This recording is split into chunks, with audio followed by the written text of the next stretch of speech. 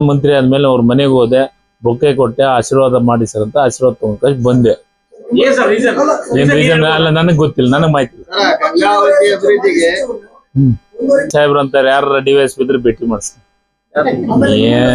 ಸ್ವಾಮಿ ಈಗ ಅವ್ರಿಗೆ ಭಾರಿ ದೊಡ್ಡ ಶಕ್ತಿ ಐತಿ, ತಾವು ಗೆದ್ರ ಸಾಕಾಗೈತಿ. ಆಯ್ತು ಸರ್, ನಾನ್ ಹೇಳಕತ್ತೀನಿ ಶುಕ್ರವಾರ ಮೆಸೇಜ್ ಕೊಟ್ಟು ತಾವ ಗೆಲ್ಬೋದಾಗಿತ್ತಲ್ಲ.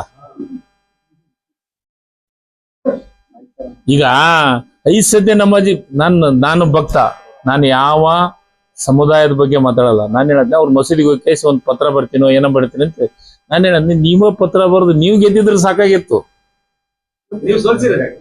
ಸರ್. ನಾನು ಹೇಳಕತ್ತೀನಿ, ನನಗೆ ಒಂದೇ ಒಂದು ಸುಮ್ಮ ಗಾಳಿಯಲ್ಲಿ ಗುಂಡು ಹೊಡೆಯೋದಕ್ಕಿಂತ ಪ್ರೂಫ್ ಇದ್ರೆ ತಮ್ಮ ಅಂತ ಹೇಳಿ ಅನ್ಸಾರಿ ಅವ್ರಿಗೆ. ಸುಮ್ಮ ಯಾರ ಸಣ್ಣ ಹುಡುಗರು ಮಾತಾಡ್ದಂಗೆ ಮಾತಾಡೋದಲ್ಲ. ಅನ್ಸಾರಿ ಅವ್ರು ಒಬ್ರು ಸೀನಿಯರ್ ಮಂತ್ರಿಯಾಗಿ ಕೆಲಸವನ್ನು ಮಾಡಿದಂಥವ್ರು, ಜವಾಬ್ದಾರಿಯಿಂದ ಮಾತಾಡ್ಲಿ. ಯಾವ DYSP ಹೇಳಿದ್ರು? ಎಂತ DYSP ಬಂದ್ರು ರೊಕ್ಕ ತಗೊಂಡು? ಯಾವ CPI ಬಂದ್ರು? ಸುಮ್ಮನ್ರಿ, ಎಲ್ಲೇ ಒಂದ್ ಕಡೆ ಗಾಳಿಯಲ್ಲಿ ಗುಂಡು ಹೊಡೆಯೋದಲ್ಲ ಇಂಥವ್ರನ್ನ. ಅದಕ್ಕೆ ಸೋತಿದ್ದು. ಮಾತಾಡೋದು ಜವಾಬ್ದಾರಿಯಿಂದ ಮಾತಾಡ್ಲಿ. ಎಲ್ಲೋ ಕುಂತ್ಕೊಂಡ್ ಆಡಿಯೋ ಮಾಡಿಬಿಟ್ಟೆ, ವಿಡಿಯೋ ಮಾಡಿಬಿಟ್ಟೆ, ಯಾರು ಕೇಳ್ತಾರ್ರಿ ಜನ ಇವತ್ತಿನ ಕಾಲದೊಳಗ? ಆಡಿಯೋ ಮಾಡಿದೆ, ವಿಡಿಯೋ ಮಾಡಿದೆ ಅಂದ್ರೆ ಯಾರ ಕೇಳ್ತಾರ? ನೀವು ಗೆದ್ದ ಮೇಲೆ ಏನ್ ಕೆಲಸ ಮಾಡ್ತೀರಿ ಅನ್ನೋದನ್ನ ನೋಡ್ತಾರ, ಎಷ್ಟೊತ್ತಿಗೆ ಜನರನ್ನ ಅಟೆಂಡ್ ಮಾಡ್ತೀವಿ ಅನ್ನೋದನ್ನ ನೋಡ್ತಾರ, ಯಾವ ಟೈಮಿಗೆ ಜನರನ್ನ ಮಧ್ಯೆ ಇರ್ತೀವಿ ಅಂತ ನೋಡ್ತಾರ. ಯಾರು? ನೀನು ನನ್ನಷ್ಟು ಅಭಿವೃದ್ಧಿ ಯಾರ ಮಾಡ್ಯಾರ? ನಾನು ಸೋತ್ನಲ್ಲ. ನಾನು ಯಾರು ಇಕ್ಬಾಲ್ ಅನ್ಸರ್ ಹೆಸರು ಹೇಳಿದ್ಯಾ? ಏನ್ ರಾಯರೆಡ್ಡಿ ಹೆಸರು ಹೇಳಿದ್ಯಾ? ಏನು ರಾಘವೇಂದ್ರ ಇಟ್ನಾಳ್ ಹೆಸರು ಹೇಳಿದ್ಯಾ? ಏನಂತ ಇಲ್ಲ, ನಾನು ಹೇಳಕತ್ತಿದ್ದೆ ನಿಮಗೆ, ಸೋಲು ಜನರ ನಿರ್ಧಾರ, ನನ್ನ ನಿರ್ಧಾರ ಅಲ್ಲ. ಒಬ್ರು ಹೇಳ್ಬಿಟ್ರಂದ್ರೆ ಜನ ಬಹಳ ಬುದ್ಧಿವಂತರದಾರ್ರಿ.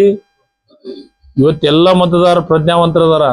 ಅದು ಸ್ಪೆಷಲಿ ಗಂಗಾವತಿಯ ಅದ್ಭುತವಾದಂತ ಮತದಾರ ಅದಾರ. ಸೋಲು ಗೆಲುವಿನ ಬಗ್ಗೆ ಬಹಳ ಚಿಂತೆ ಮಾಡ್ತಾರ.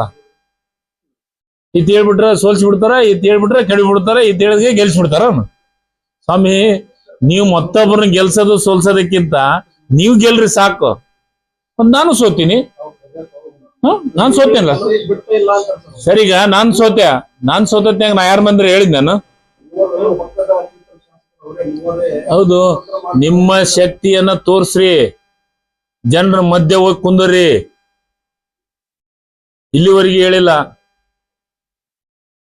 ಹೇಳ ಇನ್ನೊಂದಿಷ್ಟು. ನಾನು ಅಂಬ್ರೇಗೌಡ್ರ ಮನೆಗೆ ಹೋದಂದ್ರ ಕೆಳಗಿಳಿದ್ ಬರ್ಲಿಲ್ಲ. ಮತ್ತೆ ನಮ್ಮಂತರದ ಪರಿಸ್ಥಿತಿ ಅಂದ್ರ ಮತದಾರ ಪರಿಸ್ಥಿತಿ ಏನು?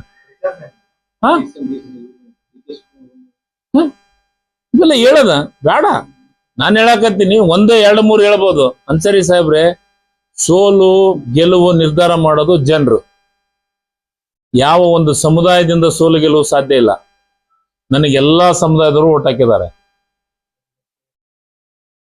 1 ಲಕ್ಷಕ್ಕಿಂತನೂ ಹೆಚ್ಚು ಓಟ್ ಬಿದ್ದಾವ. 1,06,000 ಓಟ್ ಬಿದ್ದಾವ ನನಗ. 43,000 ಗೆದ್ದೀನಿ. ಅಂದ್ರೆ ಸೋತೀನಿ ಅಂತ ಮನ್ಯಾಗ ಕುಂತಿಲ್ಲ, ನಾನು ಹೋರಾಟ ಮಾಡ್ಕೊಂತ ಬಂದಿವಿ. ನಾವು ಸೋತ ಮೇಲೆ ಜನರು ಮಧ್ಯೆ ಇರ್ಬೇಕು. ನಾನು ಇದನ್ನ ಅವ್ರಿಗೆ ಬುದ್ಧಿ ಹೇಳಂತ ಅವಶ್ಯಕತೆ. ನಾನೇ ಹೇಳಿದೆ, ನಾನು ಜಿಲ್ಲಾಧ್ಯಕ್ಷ, ನಾನೇ ಹೇಳಿದೆ ಅವ್ರಿಗೆ ಫೋನ್ ಹಚ್ಚಿ, ಇನ್ನೂ ಸ್ವಲ್ಪ ಕೆಲಸ ಮಾಡ್ಬೇಕಂತಂದ್ರ, ಅಣ್ಣ ನಿನ್ ಗೆಲ್ಲಣ್ಣ, ನನ್ ಚಿಂತೆ ಮಾಡಬೇಡ ಅಂತ ಹೇಳಿದ್ರು. ಅನ್ಸಾರಿ ಅವರು ಮತ್ತೆ ಅಷ್ಟು ಕಾನ್ಫಿಡೆನ್ಸ್ ಇದ್ದವ್ರು ಯಾಕೆ ಸೋತ್ರು? ಸೋತ ಮೇಲೆ ಇಟ್ನಾಳರ ಬಗ್ಗೆ ಮಾತಾಡೋದು, ಅನ್ಸಾರಿ ಇದು ರಾಯರೆಡ್ಡಿ ಬಗ್ಗೆ ಮಾತಾಡೋದು, ಶಿವರಾಜ್ ತಂಗಡಿ ಬಗ್ಗೆ, ಕನಗಿರಿಯವ್ರ ಬಗ್ಗೆ ಮಾತಾಡೋದು ಯಾಕ? ನಿಮ್ಗೆ ಗೆಲ್ಬೇಕಂದ್ರೆ ಸೋಲ್ಸ್ತೀನಿ, ಮಾಡ್ತೀನಿ, ಜನರು ನಿರ್ಧಾರ ಮಾಡ್ತಾರ ಮುಂದಿನ ಚುನಾವಣೆ ಒಳಗೆ. ಅದನ್ನು ಹೇಳ್ತೀನಿ ಸ್ವಲ್ಪ. ಈ ಬಿಜೆಪಿಯರಿಗೆ ಏನಾಗಿದೆ ಅಂತಂದ್ರೆ, ಈ ಪೇಮೆಂಟ್ ಕೊಟ್ಟು ರೂಢಿ ಆಗ್ಬಿಟ್ಟೈತೆ ಬಿಜೆಪಿಯರಿಗೆ. ಯತ್ನಾಳ್ ಏನ್ ಹೇಳಿದ್ರು?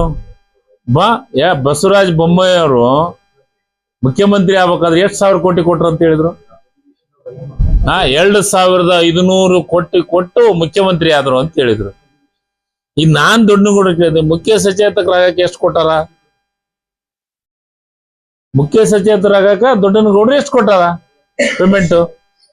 ನನಗನ್ಸುತ್ತ ದೊಡ್ಡನಗೌಡ್ರು ತಮ್ಮದ್ ನೆನಪು ಮಾಡ್ಕೊಂಡಾರ ಏನೋ ಗೊತ್ತಿಲ್ಲ. ಅದಕ್ಕೆ ನಮ್ಮ ಕಾಂಗ್ರೆಸ್ ಪಕ್ಷಕ್ಕೆ ಆ ಸಂಸ್ಕೃತಿ ಇಲ್ಲ. ಸುಟ್ಕೇಸದ್ದಾಗ್ಲಿ ದುಡ್ಡಿಂದಾಗ್ಲಿ ಸಂಸ್ಕೃತಿ ಇಲ್ಲ. ನಮ್ದೇನಿದ್ರು ಮೆರಿಟ್. ನನ್ನ 3 ವರ್ಷದ ಅವಧಿ ಒಳಗ ನಾನ್ ಮಾಡಿದ ಕೆಲಸ ಗುರ್ಸಿ ನನಗ್ ಮಾಡಿದ್ದಾರೆ. ಇನ್ನೂ ಒಂದು ರಾಯರೆಡ್ಡಿ ಅವರು ಮುಖ್ಯಮಂತ್ರಿಗಳ ಆರ್ಥಿಕ ಸಲಹೆಗಾರರಾಗಿ ಕೆಲಸ ಮಾಡಿದ್ದಕ್ಕೆ ಅವ್ರು ನಿಜವಾಗಲೂ ನಮ್ಮ ಇಟ್ನಾಳವ್ರನ್ನು ಮಾಡ್ಬೇಕಾಗಿತ್ತು, ಅನಿವಾರ್ಯ.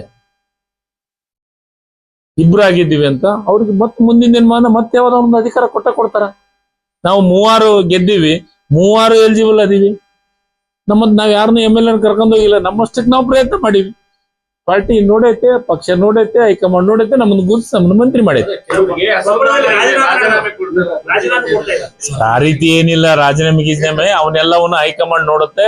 ಅದನ್ನ ನಮ್ಮ ಮುಖ್ಯಮಂತ್ರಿಗಳು ಟ್ರಬಲ್ ಶೂಟರ್ ಅಂತ ಹೆಸರು ಕೊಡದಾರ.